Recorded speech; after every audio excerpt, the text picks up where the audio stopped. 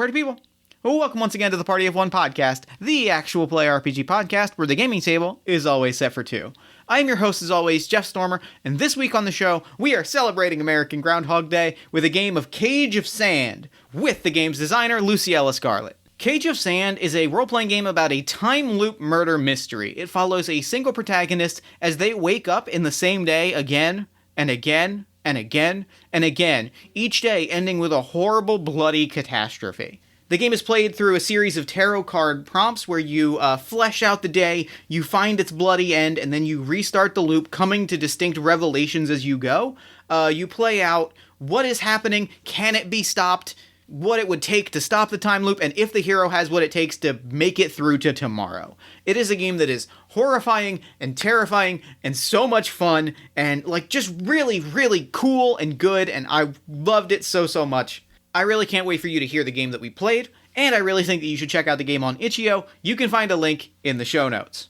And with all that said, let's throw it over to me in the past so that he can get started with the show. Take it past me. Here we go.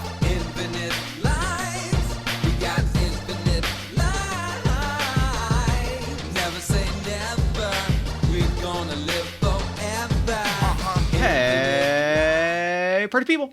Welcome once again to the Party of One podcast, the actual play RPG podcast where the gaming table is always set for two. This week on the show, I'm Jeff Stormer, and this week we're celebrating American Groundhog. I already did this.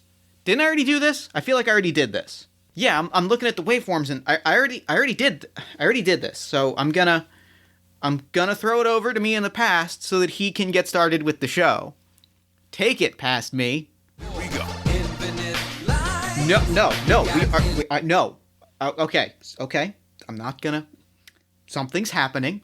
I'm just gonna hit play on this audio file that past me sent over, and we'll go from there. Take it, audio recording of past me. Thanks, future me. This week I am very, very excited to be sitting down with Luciella Scarlett. Luciella, thanks so much for coming on Party of One. Thanks for having me.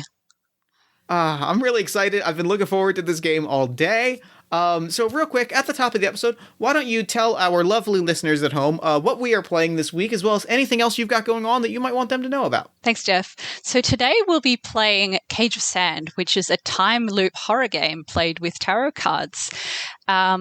If you are interested in this game, you can find it on itch.io.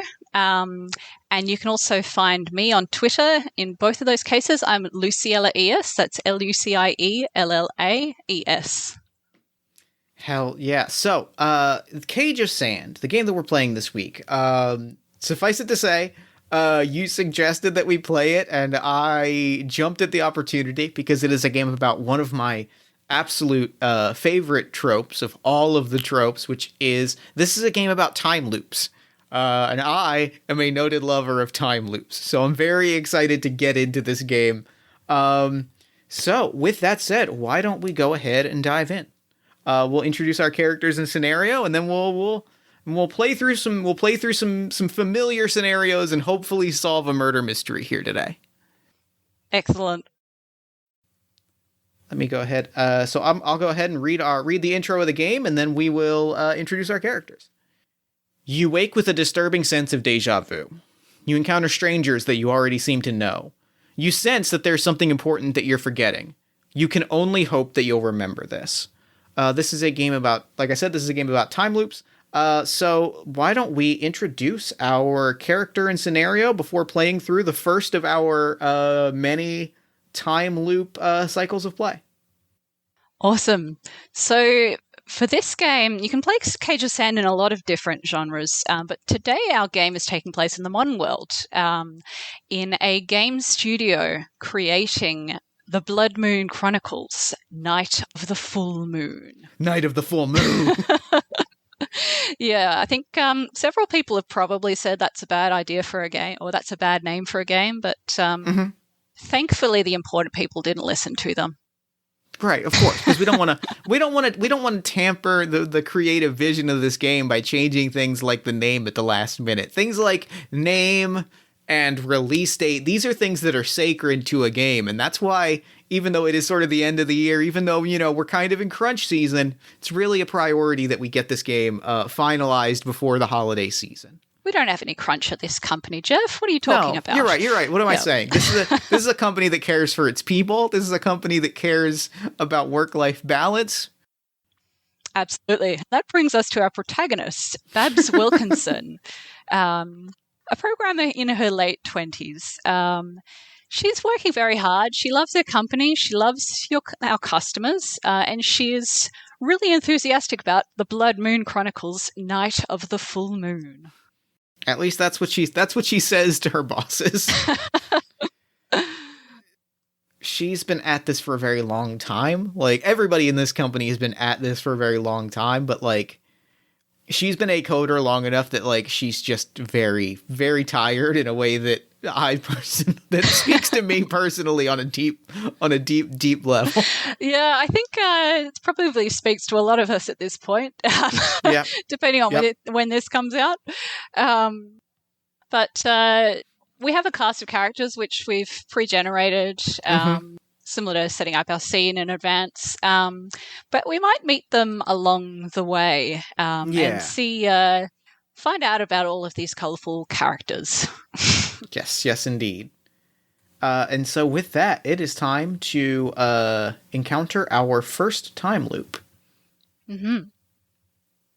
So Bab wakes up from a nightmare that she can't remember. She jolts up out of bed, sweating and breathing heavily. But it's already left. She can't remember exactly what it was that she was dreaming about. She looks around her room. It's not a particularly large place. We'll say it's a one-bedroom apartment. She's looking around in her bedroom. She's got room for her bed, room for a makeshift bookshelf, room for her closet, which is made up of milk cartons. For sure. And why don't we say... So the first thing we need to describe is 3 things that Babs perceives when she awakens. So I'll go first and say she falls out of bed For sure. and lands on the floor and just realizes that somehow or another she fell asleep like backwards. Like her pillow's opposite her, like near where her feet are. I love that. Somehow she just turned around in the night. And I think that she looks up and sees that she left the TV on overnight. She's got like kind of a small TV. It's it's on and it's playing let's say it's like a sci-fi action movie, and there's like a shot of a like armor, power armored sci-fi soldier or I can't say words here. A like power armored sci-fi soldier holding a gun and like kind of pointing it not quite at the camera and starting to unload with a machine gun, and it's this very kind of over the top action thing, and we kind of hear the sort of staticky audio of that playing as she sees that whatever cable channel she left on overnight like is playing some sort of ridiculous sci-fi action movie. Great. For the third thing, she dropped her handbag on the floor the previous night and the contents have just spilled out everywhere. So the first thing that she needs to do before she does anything else is actually pick up her purse, pick up her wallet, pick up all the little napkins that she pulled out, she saved from cafes she visited, and just stuffs her bag again. Okay, one, how dare you? I feel I did not come to this recording today to be called out about collecting napkins. It's saving paper. It's fine. I do it. All right, good. As long as all right. Thank you. I appreciate being seen in this moment. Yeah. So that's our opening morning. TV is on. She's on the floor. napkins and cards, a sandwich card that has 8 punches on it. If she gets 2 more, she gets a free sandwich. This is her morning routine, right? This is the thing that she does. We see her go through this. And that brings us through Act 1, which brings us into Act 2, where she's going to go through her day and meet our other characters. And I should note a brief note about mechanics. We are drawing tarot cards, and each card corresponds to an interaction or a detail or something that we're interacting with that's going to guide us through each loop of this particular story. Yep. So the first character that Babs meets when she goes into work is Violet. So, Jeff, would you like to tell us about the interaction that that Babs has with Violet in the morning? It's just a minor interaction, something that in the first instance, at least, doesn't seem particularly important. We might come back to it later, but in this instance, it doesn't seem particularly strange or out of place. Yeah. So the prompt card that we've drawn for this interaction is Temperance. And Temperance is about balance and moderation and avoiding extremes, and most importantly, patience. So I think what has happened is I think knowing who Violet is, we talked about Violet's character a little bit beforehand. I think what it is Violet, they are in the lobby of this studio as Babs pulls in, right? Like, Babs is, I think, running just a few minutes late. I think Babs sees Violet in the lobby kind of like pacing back and forth, head in their hands, kind of like mumbling a little bit. And Babs kind of has to put a hand on their shoulder and be like, nothing major yet. We're still putting the union together. Like, you've got this. You're doing this for all of us. And has to give Violet a little bit of a pep talk to reassure them that there's still time, that this is a longer game that Violet is putting together as the sort of person that is leading the initiative to form this union among the coders. Excellent. Next minor interaction is with John, who we decided was the CEO of our little game company, who's saying different things to the media than he is to his employees. But the next thing that happens, so Babs is a little bit late this morning, and there's no worse time to be late than when you run into your like 3-up manager. Yeah. So John gives Bab a little sort of gentle talking to. He's not particularly open with it, but she definitely gets the impression that she's in trouble for being late. And he gives her a bit of a talk about, this game is so important. All of our customers are counting on us.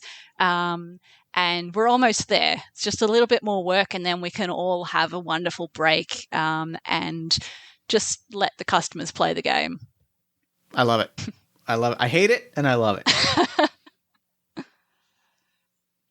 And so our last interaction is with Sonia. Remind me who Sonia is. Sonia was our head of marketing? Yes, head of marketing. Okay, yeah. So Sonia is head of marketing at our game studio, and I think the last interaction is, Babs is slinking to her desk, and just as over her shoulder she hears Sonia saying to several other people in suits,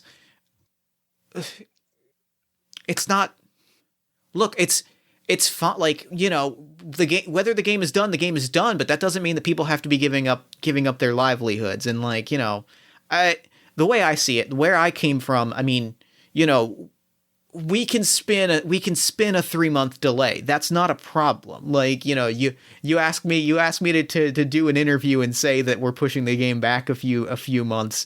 We still get out before convention season. It'll be fine.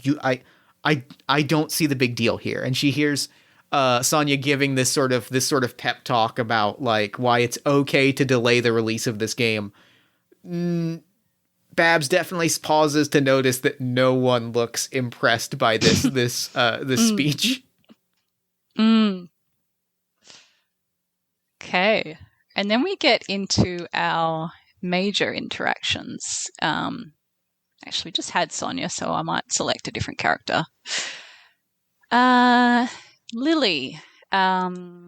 Lily is the games writer, the celebrity writer, who's the driving force behind the Blood Moon Chronicles. And for our first... Wrote all 26 installments of the Blood Moon Chronicles series. Yeah. For some reason, still hasn't been cancelled. Still going strong. People keep showing up. Yep. So since this is our first major interaction, I've drawn the prompt 3 of Swords. Since that's a swords card, the character makes an unreasonable request for help. I think what it is Babs has just gotten to a desk, settled in for the day after getting a bit of a gentle but still threatening talking to from the boss, overheard Sonya attempting to push back the release date. And then Lily comes up, and Lily is all smiles and sunshine. And Lily wants to go out for a coffee. And whenever you go out for a coffee with Lily, that coffee tends to take a while. Yeah. And Babs really doesn't have the time or the energy for that. But at the same time, like, Lily is one of the nice people in this office, one of the few nice people. So actually knows Babs's name. Yeah. She doesn't have to, but like knows Babs by name. Yeah. And I think there's a lot of churn as well. And Lily's bullet sort of been around for forever, well, for all 26 previous installments. So, yeah, she goes out for coffee with Lily, and the coffee takes 2 hours. And as nice as Lily is, 2 hours of that is her talking, right? Like, yeah, definitely. She's nice, but it's definitely she gets going. There's no stopping her. Like, there's no getting a word in edgewise, and it's all very friendly. It's not like she doesn't care, but like she's gonna do 85% of that talking because it's every question is keys into her having just a really wonderful story. And admittedly, they're pretty funny stories. Like, her stories are pretty good. Yeah, but it's a bit hard when I think like our protagonist has not been sleeping so well. And she's just kind of nodding a bit like, yeah, that's great. So our next card, our other major interaction for the day is with Maddie, who is another one of our coders. And this is the 4, and the prompt card is the 4 of Cups, which is that Babs learns something about another relationship that Maddie has. And I think what happens is Babs comes back, and because I think this is a fun dynamic. What did we say? What did we say our enthusiastic intern or enthusiastic young coder's name was? Enthusiastic young coder was Ty. Ty. I think Maddie, she is sitting with Ty, and the two of them have their laptops open at one of the little workstations, and they're plugging away, and Maddie is talking Ty's ear off. Ty is very young, right? Like, very wet behind the ears. Big smile on his face. They are just beaming with energy. And Maddie is unloading on Ty every gossipy secret, every, like, that person's going to stab you in the back. Give it 6 months, almost to the day, they're going to stab you in the back. And Babs just kind of hovers there and listens to all of the terrible, terrible secrets that Maddie is unloading on Ty, half of which are true and half of which are just Maddie's gut feelings of, oh yeah, that person, stealing. I can't prove it, definitely stealing. Like, if John asks you to take a walk to the smoothie thing, you're fired. You may just pack up your things before you meet him and for the walk, because you're out. You're already out of the office. Right. Okay, so then we get to our inciting event. So this is one of the details that's the same in every loop. Mm-hmm. A lot of things change every loop. This one is always the same, unless we decide otherwise. So I've drawn the 10 of Wands. So Wands is a letter or phone call. And this is the event that happens before a whole heap of other stuff happens. So, what do we want to say for this? I have a pitch. Go for it. It involves one of our other characters that we've created. Yeah. I think that Babs gets a call, and I think this might change a little bit of what we'd said off mic about this character, but it also might not. We'll see. I think she gets a call from a man named Max. Max is the head of a competing games studio. And what is the call is very simply like, Babs, we like the position is yours, right? Like this comes with a raise. This comes with, this, you're no longer part of a team. We want you leading a team. Like, you've got the experience. Basically, Max is offering her a job and full on trying to poach her to lead a team as opposed to just being one of the team. Yeah, I like it. I think she doesn't answer him at the moment. She says, I'll think about it. But as she's thinking about it, yeah, so, I mean, Babs is having a relatively normal day. I mean, 2-hour coffee, and strange nightmares notwithstanding. But that afternoon, she heads into a team meeting and she gets there slightly early, I'm going to say. And she finds 3 corpses in the room. So this is phase 3 of Cage of Sand, where we start finding some murders. We don't know why they happen. As players, we don't know why it's happening. As characters, we don't know why it's happening. We'll figure that out later. But I've drawn the prompt card 7 of Pentacles. So something has been stolen from or left with the victim. And our 3 victims are Sharon. These are interesting draws. These are very interesting. Yeah, so we've got Sharon, who is the marketing manager. Sorry, was that Sharon? No, Sharon was... No, Sharon is Babs's direct boss. Right, who is trying to oversee the coding department. Yeah, so Sharon is Babs's boss.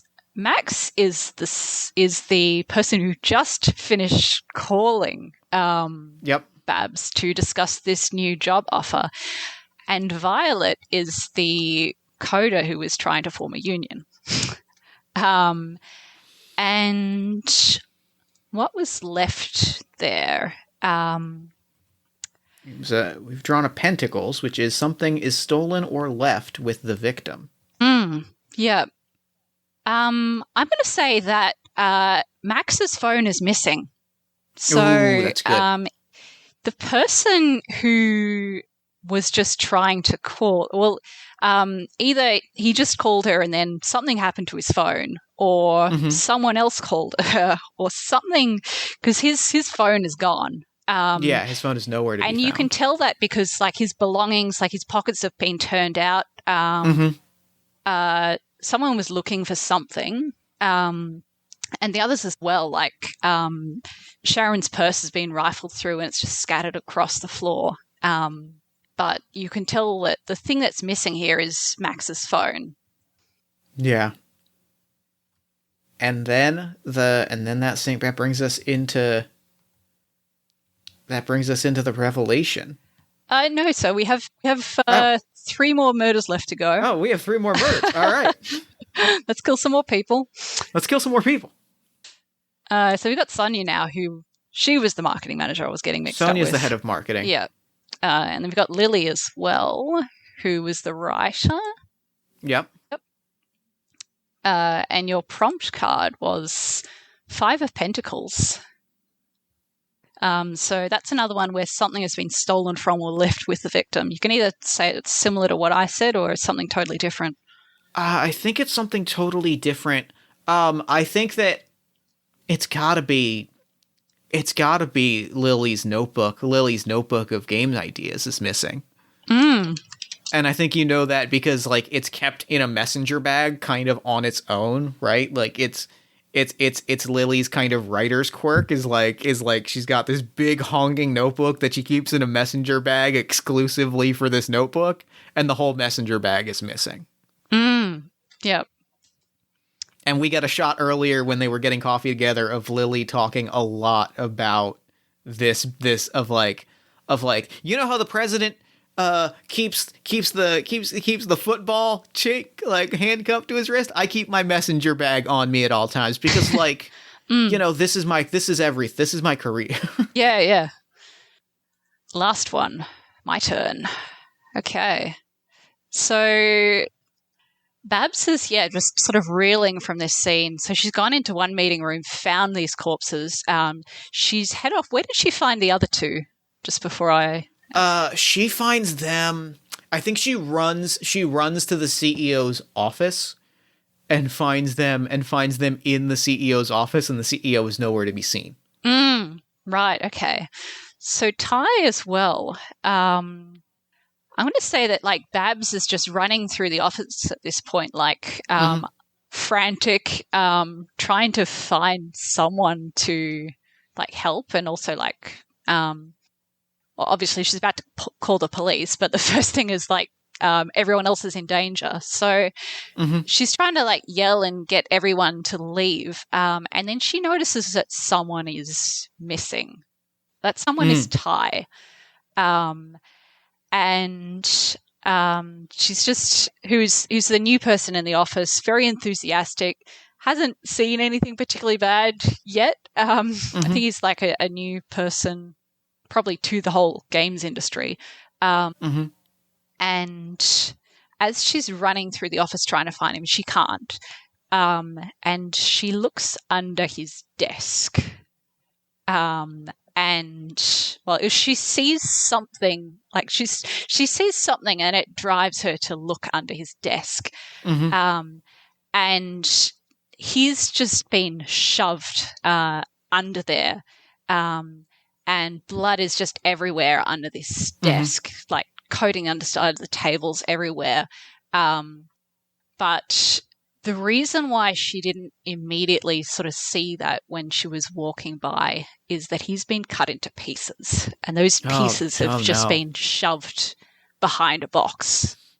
Oh, that's awful. That's awful, and that's why I like it, because I'm all about it. I'm all about it. This is me verbally tapping the O card and saying I'm all about it. Excellent. So then we get into this transition phase.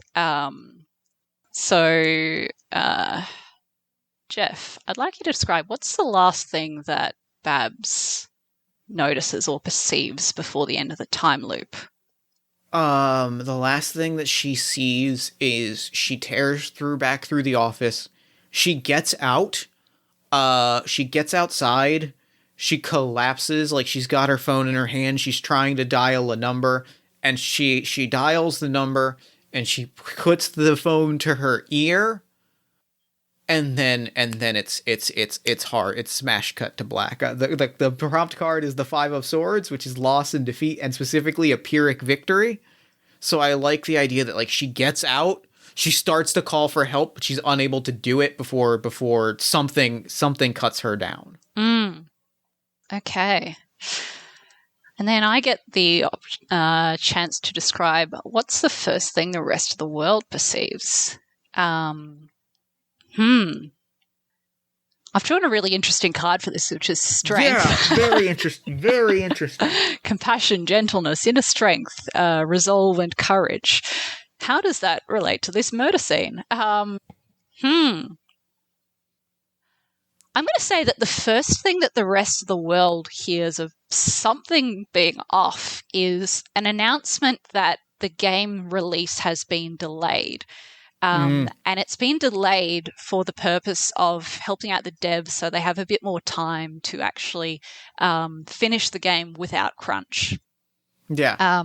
So that's the first thing the world sees. But the reality is, at the end of this loop, everyone is dead. Mm-hmm. All of those characters that we have set up are dead at the end of this time loop.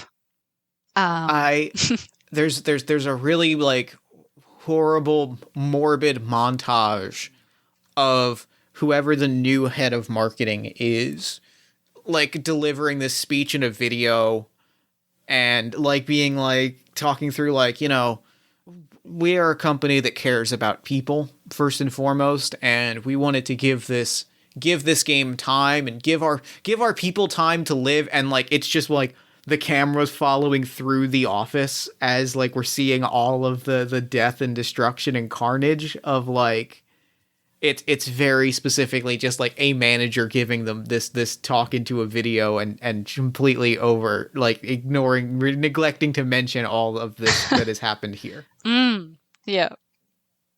Then we get into phase 4. So this is the stage where we start to try and figure out what's going on. Before then, though, are we okay with how we're going so far? Are there any issues or anything we want to take out? No, I feel good. I'm feeling good. Yep, awesome. So we've got a set of questions here that we can try and answer, or you can just sort of come up with anything that like stood out as a little bit strange. Even if we don't know what's going on. And this is the things that we as players know, but Babs as the character does not. So I immediately have a response to one of these that I want to throw out. I think one of the revelations that we have, that like I've had with the scene that we've watched unfold, is I think like in the list of things that Maddie was telling to Ty, I think that we see one of that, like we see a moment in that list. Maddie has told Ty something that she couldn't possibly know about like that day in a way that implies that she has been through this before. Right. Like okay. she pointed out, she's like, oh yeah, that person, she like points at like one of the member of the revenue team and is like, that person's cheating on their taxes. But it doesn't, that like isn't something that she would have any way of knowing without it. And it's like little minor details like that she couldn't possibly like know on her own. I think she's aware of the time loop. I like it. Yeah. That's really great.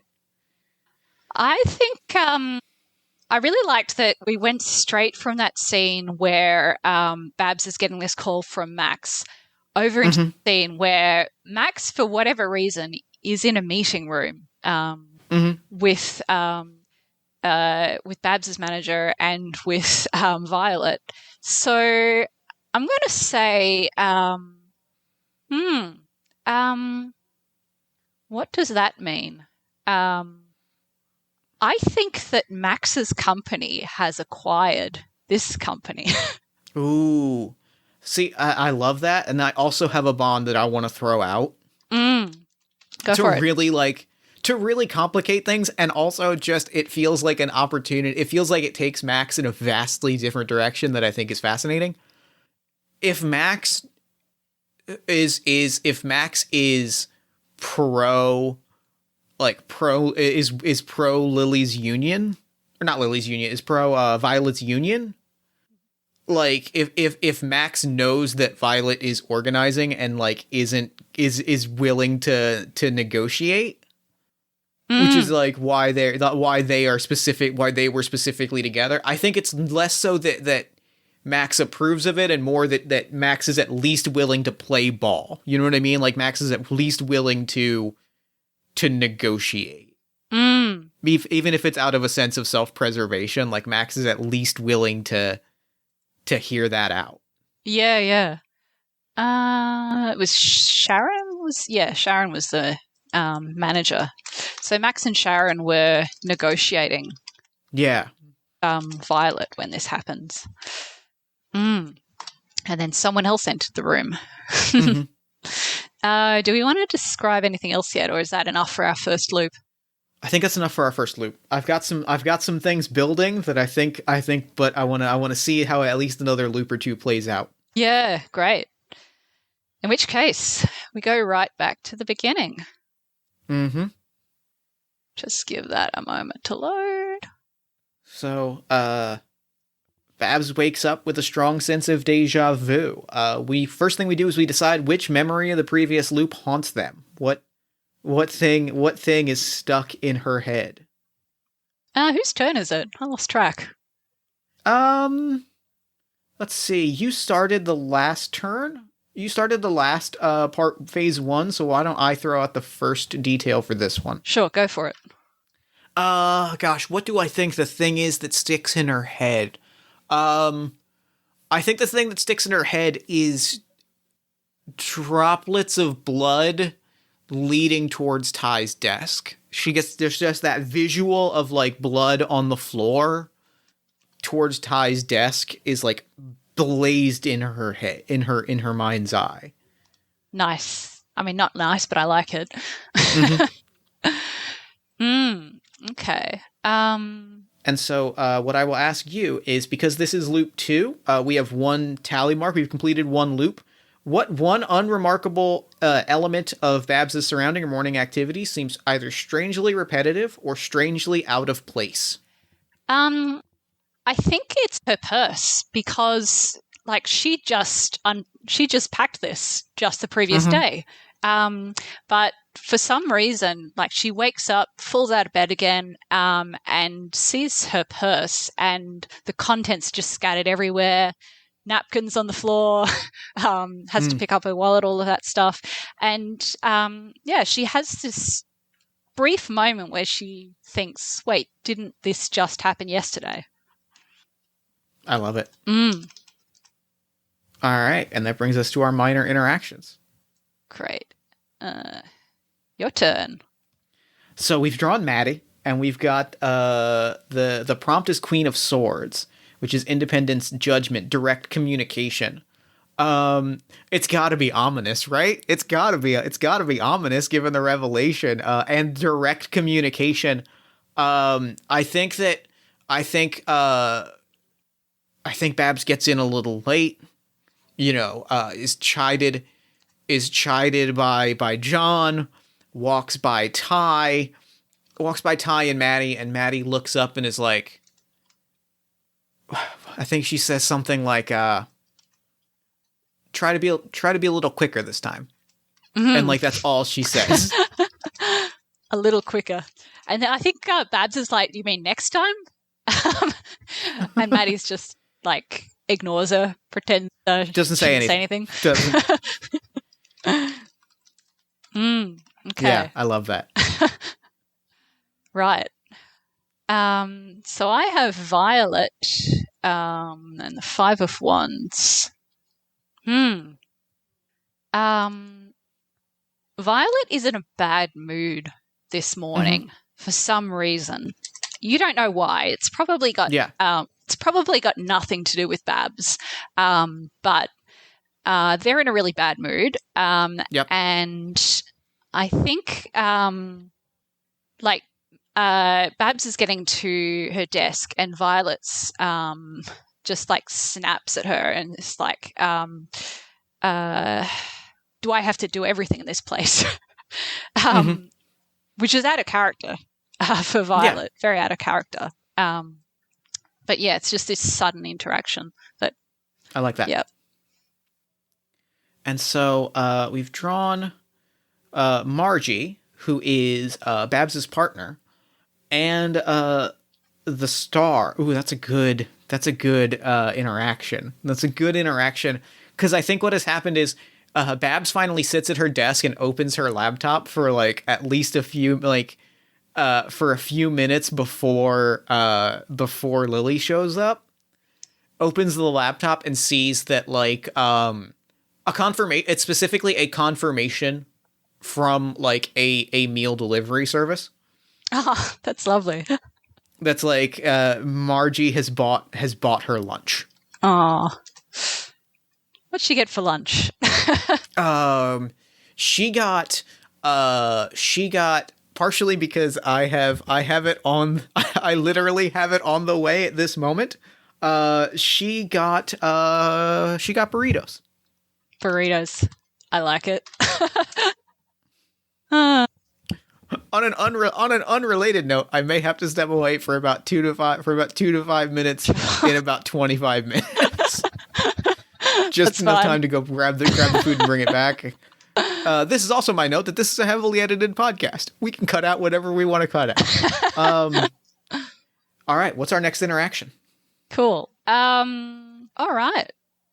So we're in the major interactions now. So right. I have Ty, which is our enthusiastic newbie, and I have the Six of Pentacles. So Pentacles is the character gives your avatar a gift, or your avatar gives them a gift. I'm going to say that since Babs didn't need to buy her own lunch this time, she actually buys Ty lunch. Because I like that. Ty, I mean, he's always been a very enthusiastic employee. He's looking a little bit down today, so I think Babs, just buys Ty some lunch. I don't know if she can add potatoes onto the order or just buys something else, but yeah. I think that I think adding to the major interaction of it. Something pops into Babs's head. She can't quite pinpoint what it is, but like she takes Ty out for lunch. Like Ty's like, well, I could just get something from the commissary or from like, but she's like, let's go out. Like, I think that she takes Ty out just as Lily kind of walks in the room. Just as Lily walks in to look around to see who's there, we see her walk out with Ty as she takes Ty out for lunch today. Yeah, I like that. Yeah, I think like Babs just has this sudden sort of flash of that image from a nightmare. I think, doesn't remember exactly what happens, but thinks, I'm gonna be a bit nicer to Ty today. Yeah. Yep. Interesting. Our other interaction is with Max, and the prompt is the Hermit. I think that she and Ty get onto. I think their office is maybe on like the 5th floor or something. Like, so they get on the elevator, and Max gets on with them. Mm-hmm. And this is when Babs realizes, like, this is when Babs in this loop realizes that Max is in the building. Mm. And Max kind of like, as she gets off the elevator, they're about to walk in different directions, and Max kind of smiles at her and just says, like, make sure your phone's on. Okay. So that then takes us to our inciting event again. So Babs, I guess, goes back to her desk after a while and gets a call from Max, again, promising that position. Do you think anything is different about it this time, or is it basically the exact same message? I think it's a similar. I think it's the same message, but I think we as sort of the viewer hear it differently. Where it's rather than it being we hear that the language is less of a job offer and more of a like on this new team you are going to be leading the team. You know what I mean? Yeah, so it's more sort of directing. Yeah, it's more sort of because we know that now that we know that he's acquired this company, like it's less of we're trying to steal you away and more this is what's going to happen. We are moving you. Okay. But he doesn't outright say that. Yeah, it's still like it's still the position is yours. Like we're excited to offer you this opportunity, but we're now hearing that language is less of a like this is a job offer and more of a this is less of a competitor offering you a job offer and more of a manager offering you a promotion. Yeah. So Babs is still probably quite confused by that. Mm-hmm. Cool. I've forgotten again whose turn it is. I think this is your turn. Okay. All right. Derek, Margie, and Lily. Who was Derek? Derek is a games journalist. Right. Oops. And Lily was the games writer. Okay. Mm-hmm. So we have Derek, who's this over-enthusiastic games journalist. We have Margie, who is the partner of Babs. We have Lily, who is our games writer / office celebrity. With Cups, another character reacts strangely to the murder. I like it. Okay. So again, I mean, Babs is just sort of walking through the office, a little bit dazed from that phone call, but she heads off to her team meeting a little bit early, goes to that same meeting room. I think maybe like pauses for a moment before she opens the door, like has this strange sense that something is wrong and she doesn't want to open that door. But she heads in and she sees 3 corpses. She sees Derek, the journalist. She sees Margie, her partner, who Margie has no reason to be in this office. Yeah. I mean, Margie just bought lunch for Babs. As far as Babs is aware, Margie's got her own job, should not be here. And then we've got Lily as well. And the prompt is another character reacts strangely to the murder. So I think as Babs is sort of standing there taking in this scene, Maddie appears over her shoulder and sees this scene and just says, "This isn't right. Something's gone wrong." Which, I mean, that's a fair assessment when you're walking on a murder scene, but it's a little bit too calm. Like, Maddie's not reacting to the murder itself. It's just like they were expecting a murder, but not this murder. Yeah. I love that. Your turn. So you have one's cause of death or the identity of the victim is hidden, and you have Max and John. So, John and Max are dead together. I think this one is in John's office, right? Like I think Babs, without even realizing it, runs the same loop as last time. Kind of without even realizing it, she follows the same time loop as before. And this time, she gets to John's office, and it's the time of cause of death of the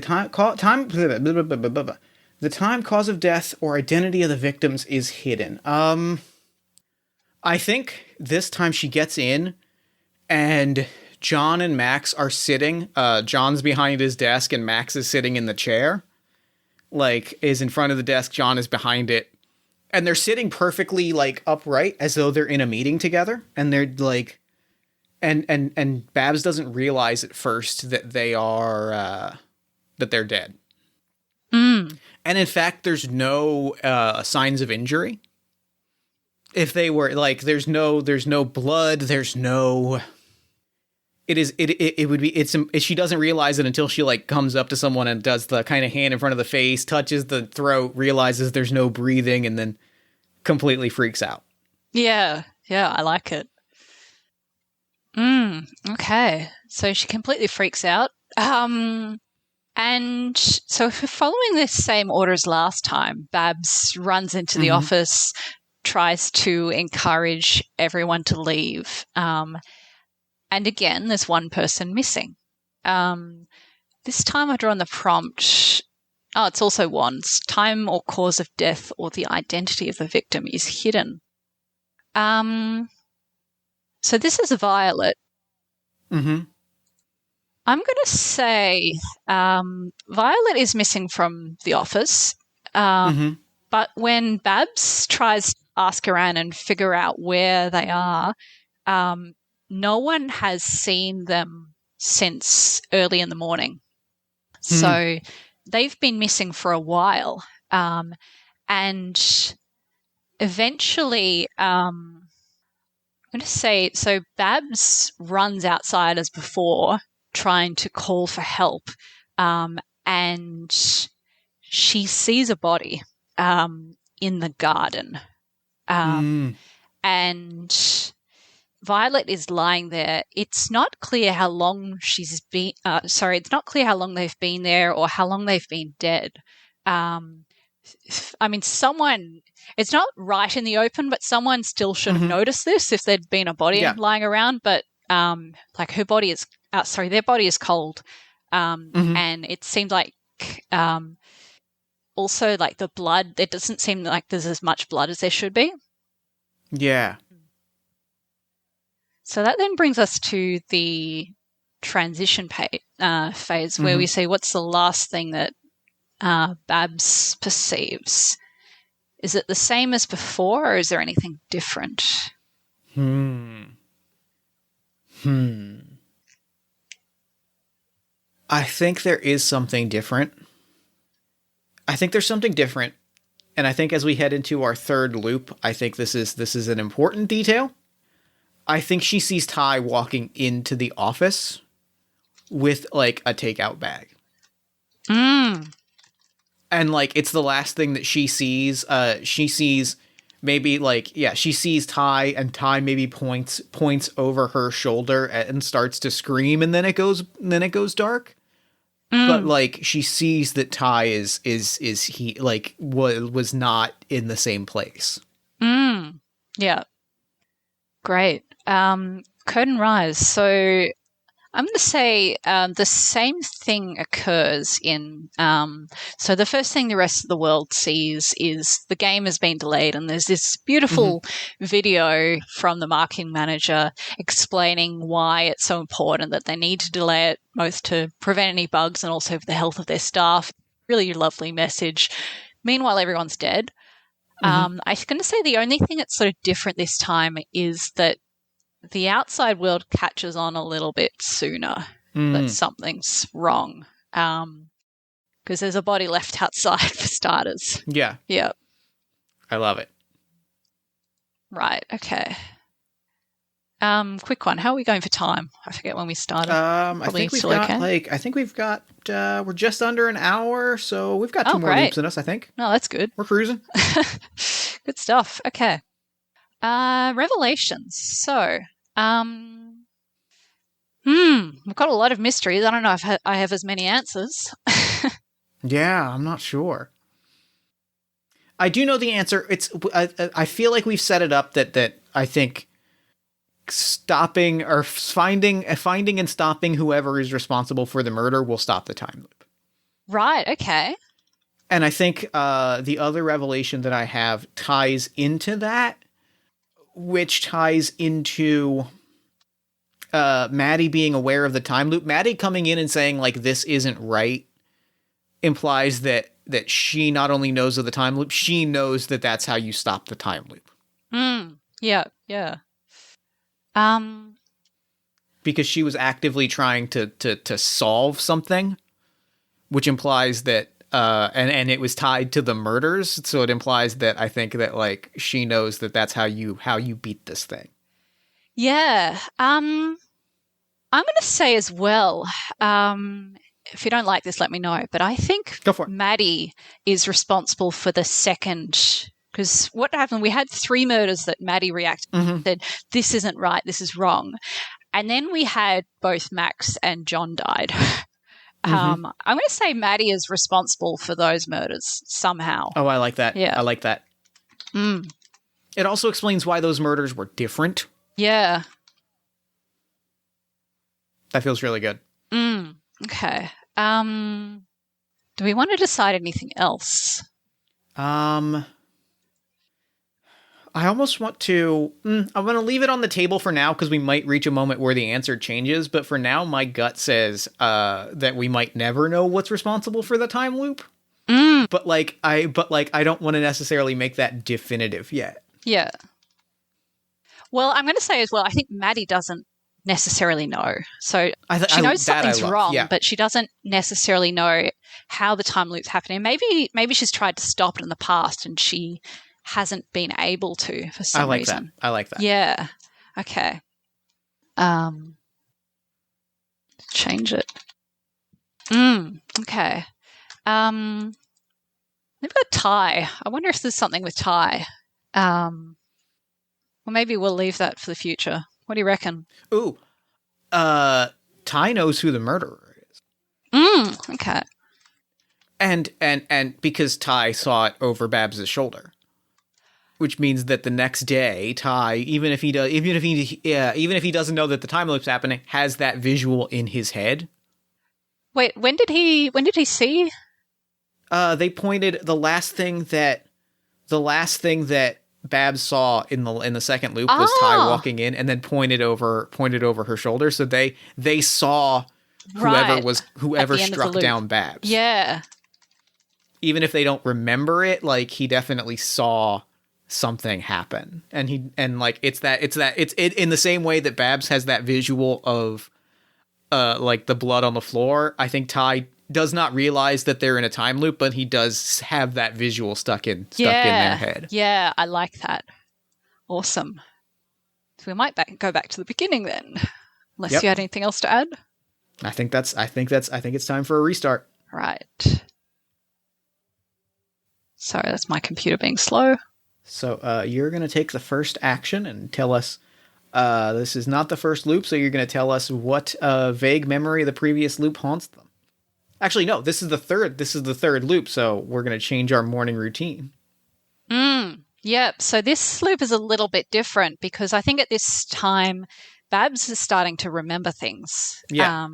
At least starting to have stronger deja vu. So, so we still do the same things to begin with, but then we figure out what sort of memories that triggers. I like that.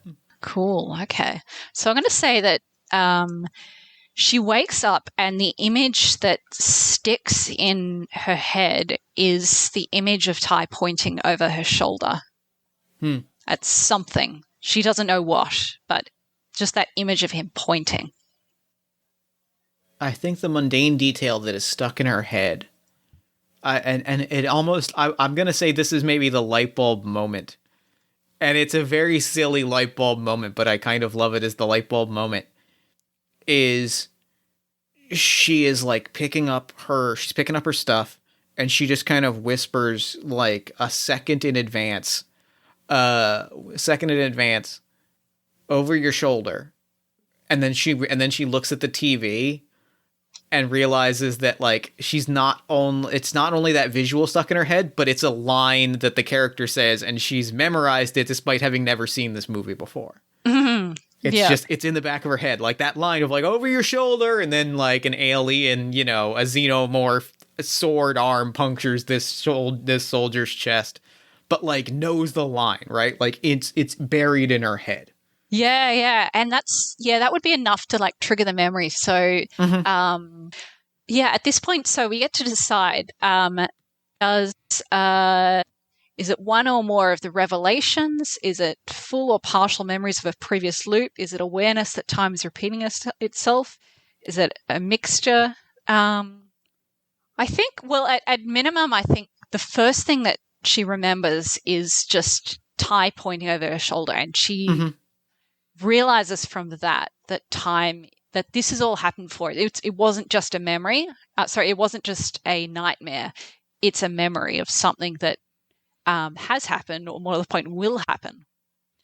And I think the other part of that is that with that comes the knowledge that like maybe like, like I think there's the like, it's not even so, it's not as much a knowledge as it is like a hope or a thought or like a possibility that Ty remembers something. Yeah. Ty might remember something is what I think she realizes. Ty might remember. It's that feeling of like, maybe, Yeah, yeah. Okay. So I like this. I think she still doesn't remember exactly what happens, but she remembers enough. Like she remembers that people are going to die.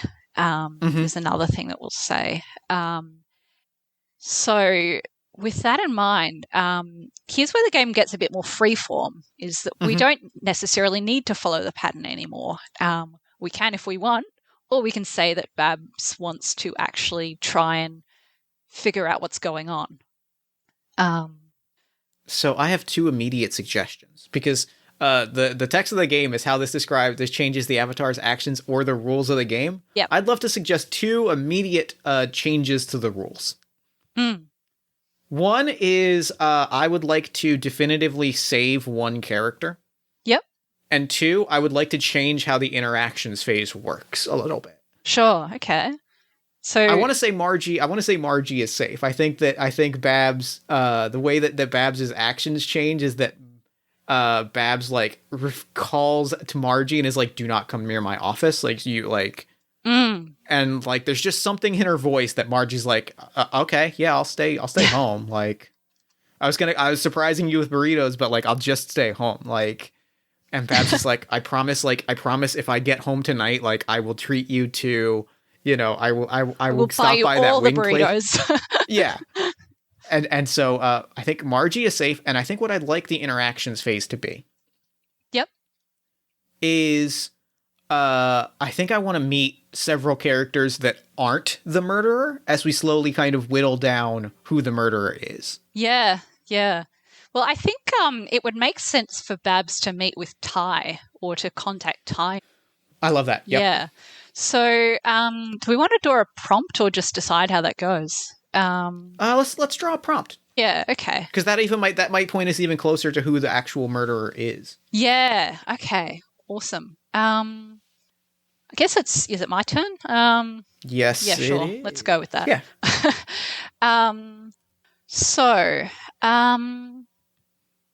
I'm going to call this a major interaction then. So I'll interpret cups. So it says your avatar learns something about another relationship this character has. So I'm going to say that Ty and Maddie are close. So so actually we'll say that. So the way this sort of goes is Babs realizes that she knows that there's a time loop happening. She knows that if she doesn't do anything, people are going to die. And she knows that Ty might know something, but she also doesn't want to sound like a crazy person. Yeah. So she approaches Ty and like has this kind of conversation where she says, "Do you ever get the sense that things are repeating themselves, or that you've done all of this before?" And I think at the start of that interaction, like Ty is not quite sure where she's getting at. And just as kind of like, yeah, Maddie's talked about this before. It gets repetitive. I get that. That's fine. Yeah. But at that point, so I'm going to say Maddie. Sorry, not Maddie. Babs tells Ty, tries to like do it casually, and says, "Yeah, I had the strangest dream last night," and describes this nightmare that she had. And at that point, Ty like starts to remember. And he actually says, like, I had a nightmare as well. And the nightmare, it wasn't about that specific moment. It was about Maddie telling him to stay under his desk. And for some reason, like, he knows Maddie, he trusts Maddie, but at that moment, he thought, no, I can't do that. I've got to do the opposite. So we went outside. I love that. That's so good. Mm. And in fact, I'm going to say, so then he remembers that moment and says it was Maddie that he spotted. So regardless of whether Maddie's the murderer or something else, she was the one outside that he spotted. That's really good. So then I want to flip a prompt because I think the next thing that happens is an immediate confrontation with Maddie. Yeah, I think so. Ooh, you've got the moon. Ooh. And that's a great one because I think what has happened is I think there's a bit of a the only way I can really there's a bit of a misunderstanding that leads to a superheroes fighting before they team up moment where like Maddie or Babs confronts Maddie and is like, I know what you did. You know, you killed me, and Maddie is kind of like, yeah, because I was certain that you killed everyone else, and like it's clear like they kind of like tear into each other and fight. Like like there's a full-on fist fight that erupts between the two of them.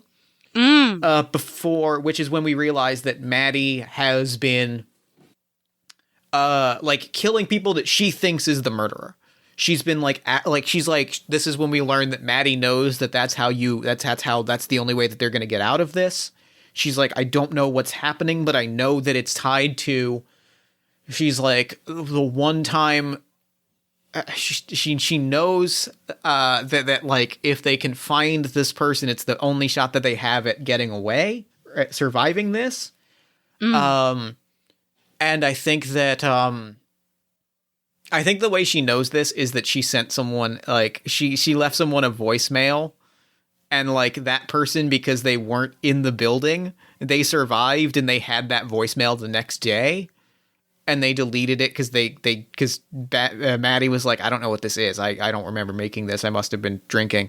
But but she has that one piece of evidence, right? She has that idea that like if someone survives, then they can move on past the day, even if they were involved in this. So so they fight, and then they realize that they have to team up and find the murderer. I like it. So. This is normally the point when Babs gets a call from Max. Does that still happen? Or is anything that Babs wants to say something to Max? I think it's got to be she tells him to get the hell out of the building. Yeah, okay. And they haven't crossed paths today, so like Max is like, how did you know I was here? And she's like, just listen to me and get the hell out of here. So does she say that before or after we normally have this call? I think she says it before. And Max is just deeply confused. Right, okay. Yeah, I like it. I think in that case, what I'm going to do is draw another card and say what happens instead of that phone call. I love it. Yeah, okay. Knight of Wands, energy, passion, enthusiasm. This is a Wands card, so that would, again, normally be a letter or a phone call. But I'm going to say, what would be interesting here?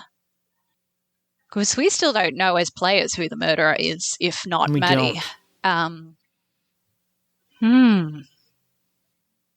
think I have something, if I may. Go for it. I think she gets a call from Ty, who has had a major revelation about like has found something. If it's about like passion and enthusiasm, I think like Ty has found something. Yeah. And like Ty like is almost about like this time I think even more so than a case of mistaken identity, I think like Ty has the identity and is so close to. And so I'm going to throw this to you. We can go two options with it. It might be better to go with the shorter option, but I'm going to leave it up to you, whichever one you feel is more satisfying. Does Ty tell Babs who the murderer is, or does he get murdered right before he says the name? I think the latter. We gotta go. I think it's got to be. I was like, the first one feels like an easy way to wrap it up, but the second one is the right option. Yeah. So I think it's I think he almost says it and then. Yeah. And then is struck down. Yeah, okay. So Babs, I guess, runs back into the building and goes to try and find Ty because he was so busy telling her about the murder that she doesn't even know where he is at this moment. So I'm going to say that some murders are still happening because we have not resolved that yet. Ty is one of them. I'm glad I drew that instead of having to having to find that card. Great. So the people she finds are Sonia, Ty, and John. I'm going to say, so the first place that Babs would run to is that meeting room where she found them the other time. But this time the meeting room is empty. So she keeps running, going to John's office as the second place. And this is where she finds them. So I've got 7 of Cups. Cups is another character reacts strangely to the murder. Ooh, I want to say Max. I want to bring Max into this somehow. So I think Max is about to go into a meeting with John when Babs just like barrels past him, flings the door open, and reveals this horrible murder scene. And Max follows after, and like, I mean, he's stressed and surprised, but not like something seems off about it. Like he's looking at Babs more than he's looking at the corpses. Do you want to go again? Yeah. Yeah. Okay. All right. We've got Max and we've got Sharon. And we've got the Pentacles, which is something has been stolen or left with the victim. I think Max starts to grill Babs a little bit about like what she's doing, like what's happening. They turn a corner. Sharon falls. Sharon like turns a corner as well, falls forward with an axe in her back. Ooh. And I think what has been left is I think what has been stolen is Sharon has as the team leader had like kind of like personnel papers and reviews and stuff and like a folder of paperwork that has been stolen, like, and the folder is like on the floor and there's papers that have been stolen from it. Right. Okay. So you drew Max as well, but does Max also die, or what happens with Max? Is he okay? I think what happens is Max, I think Babs just keeps running. Babs is like, we have to go, and Max stops to check on Sharon, and Babs just hears Max's take, like hears Max scream and like stops and curses under her breath. Like she was like, we were so close, and Maddie runs, like turns the corner, grabs her arm and is like, we're close, but we're still not out of here. Get the fuck out of here. Right. Okay. I'm going to draw the final card because All right. we have not resolved it yet. Oh, Violet. Did you say Violet was just there? And was it Violet that was? No. Was that Maddie? No, Sorry, it was Maddie. Maddie grabbed Babs by the arm because Maddie knows to get the hell out of here. Right. Okay. Then I'm going to say, because this is the same card we drew in that same order before, so I'm going to say that they run out again and Violet is dead in the same place. But this time, so I drew the star, which is Major Arcana. The murder is unusually gruesome, showy, or ritualistic. So this time, Oh, I think I've got. Want to suggest something? Yeah. Yeah, go for it. Oh! I think I know who the murderer is. if I may. Go for it. It's gotta be Lily. Right. I didn't see that coming. It's gotta. I think that they come out and Violet is like killed in this very specific way. The blood is splattered in this very specific way. That like, I think Maddie is like cursing under her breath, like, God, we weren't fast enough. We've got to figure this out. And Babs points at like the way that the blood is spread out in these kind of like patterns around Violet's body, and they're like, "This is level 3." Yeah, like this is the start of level 3. Like this is the scene of the murder on level 3. I like it. That's great. Which we had said off mic, and I need to put this in the episode, that Chronicles of the Blood Moon, Night of the Full Moon is a time loop game, which means that this is also a thing that happened in the third day of whatever murder this is, of whatever like murder you're solving in Chronicles of the Blood Moon.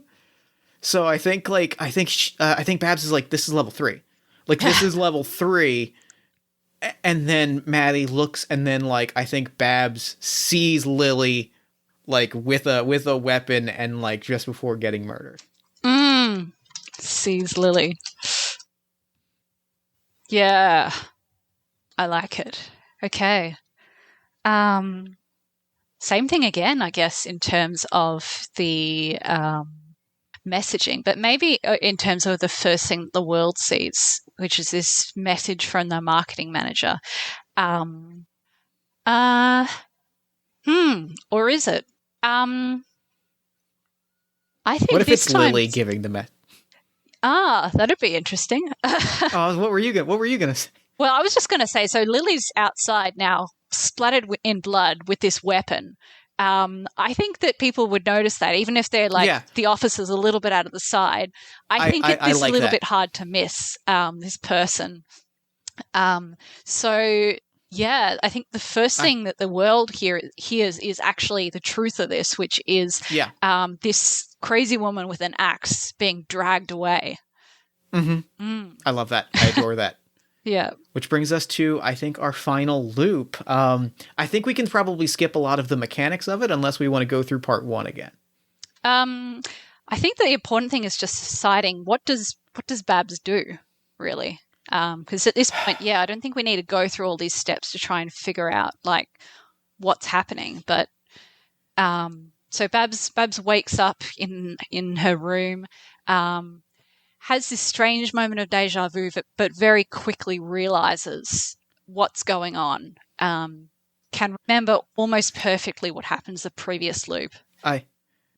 I think what Babs does in this moment is, because I think what's happening is she hears the TV playing, she hears over your shoulder, sees the alien get killed, and then she sees that the next we see, and Babs has seen this previously. We see that the next scene is like that was a flashback, and this is like a sort of a Predator-like movie about like the one lone soldier that's going to take on the alien menace that killed his best friend. And what happens is we get like interspersed with a like the classic monster movie, like arming up to fight the monster montage.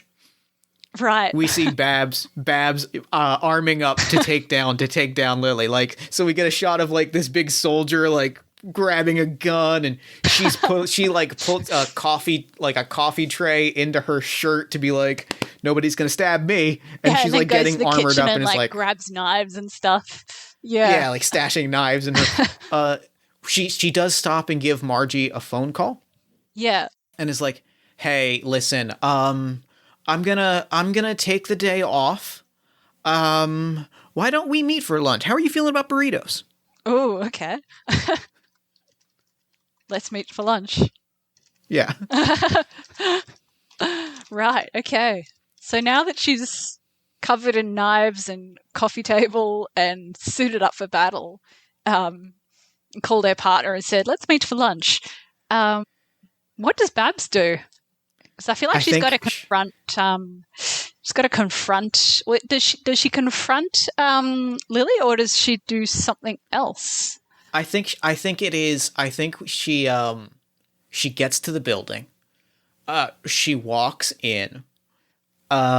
She walks in.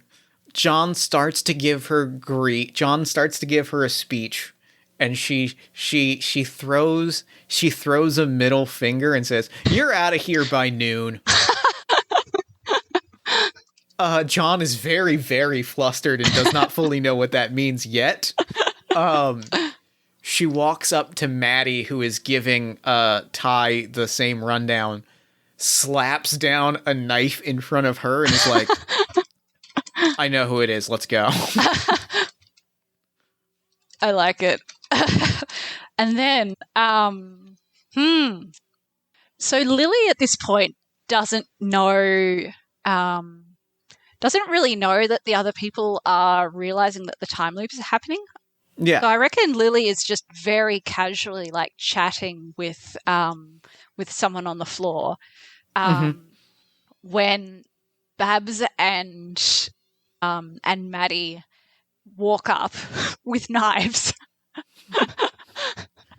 And I think Lily's demeanor changes in an instant, right? Like, goes full, like, because I think, like, there's that moment of, well, I'm done. You know what I mean? Like, there's that moment of, like, where you simply, I think in Lily's position, there's no moment where she doesn't see two employees walking up to her in knives, one of whom is visibly wearing, like, cookware and padding under her clothes. I don't think there's a way that she sees that and doesn't, like, have it all click in an instant. Yeah.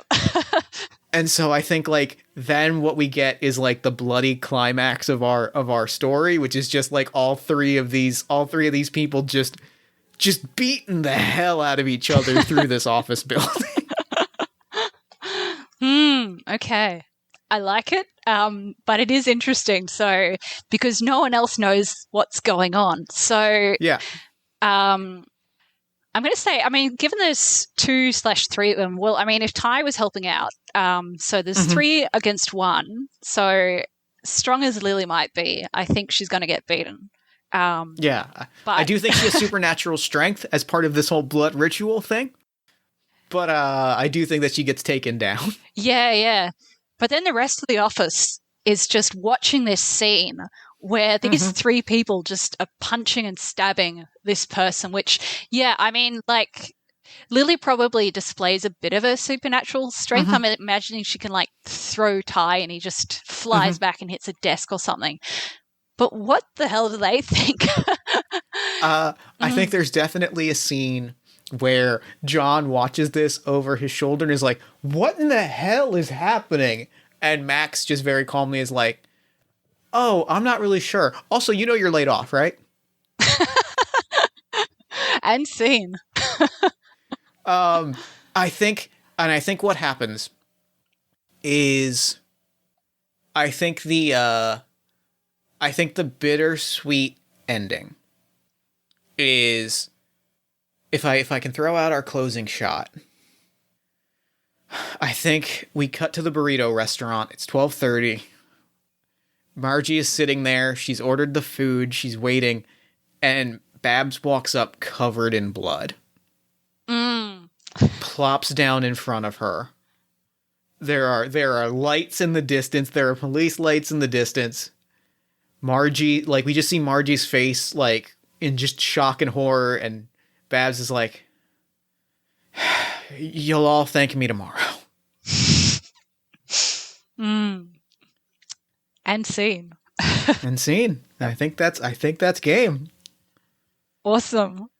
Yeah, that was great. What a good story. Oh my goodness. I loved it. I loved every minute of it. That was a blast. I just really love that ending because it really makes you think what the hell happens afterwards because, I mean, if other people remember the time loop, then no issue. But if not, then this scene is so bizarre. Oh yeah, for sure. It is the ultimate, like, it is the ultimate what happens next ending, and I'm very happy about that. Yeah. Oh, this game rules. Turns out this game owns. Yeah, thanks for playing it. It's fun because every time I've played has been just a totally different experience. Because you can, I mean, this ending was very bittersweet. You can have a sad and miserable ending where the time loop never ends. You can have a really epic ending with a showdown, or like there's all sorts of endings and all sorts of different genres. So this was fun. This was so much fun. This was so great. Oh, thank you so much for playing this with me. Thank you for coming on the show. This was a blast. Thank you. Yeah. No, I mean, I had a great time, and yeah, I hope to play again sometime. Hell yeah. Real quick, before we wrap up, where can people find you and your work online? So I'm Luciella ES on both Twitter and itch.io. You can find this game there. You can find a bunch of other games there. And eventually I will probably release something new. So yeah, follow me and find out. Well, thank you so much for doing the show. This was an incredible experience. And for now, I'm going to throw it over to me in the future so that he can wrap up with the show. Take it, future me. Okay, that worked. Thanks, past me. And thanks again to Luciella for coming on to the show. That game was everything that I wanted it to be, and I'm so glad that we got to play it, and I just delighted from beginning to end. Be sure to head to luciellaes.itch.io for your own copy of Cage of Sand, or you can check the show notes for a link to the game directly, and be sure to follow Luciella on Twitter at luciellaes. Then while you're on Twitter, follow us at Party of One Pod. Like the show on Facebook at facebook.com/partyofonepodcast. Join our Discord community at bit.ly/partyofonediscord. Head to our merch store at bit.ly/partyofonemerch. And support the show financially at patreon.com/JeffStormer and ko-fi.com/JeffStormer. You can also support the other podcast that I produce every week, All My Fantasy Children, which is a character creation, storytelling, and world-building podcast on the One Shot Podcast Network, in which every week, my best friend Aaron Catano sighs and I take a listener-submitted prompt, we spin it into an original fantasy character, and we populate a shared universe one story at a time. New episodes drop every Friday-ish at oneshotpodcast.com. Party of One is produced and edited, as always, by Jeff Stormer and Jen Frank. All music for the show comes from the song Infinite Lives by Mega Ran featuring the D&D Sluggers, and the Party of One logo is by Evan Rowland. If you'd like to inquire about advertising rates, coming on the show as a guest, or about press coverage of the show, you can email me at partyofonepodcast@gmail.com. And I think that's the end of the episode. So, until next time, thank you so much for listening. Remember to fight the forces of fascism every single day. Remember that self-love and self-care are radical and defiant acts of resistance. And as always, party on, everybody. Here we go. No. No.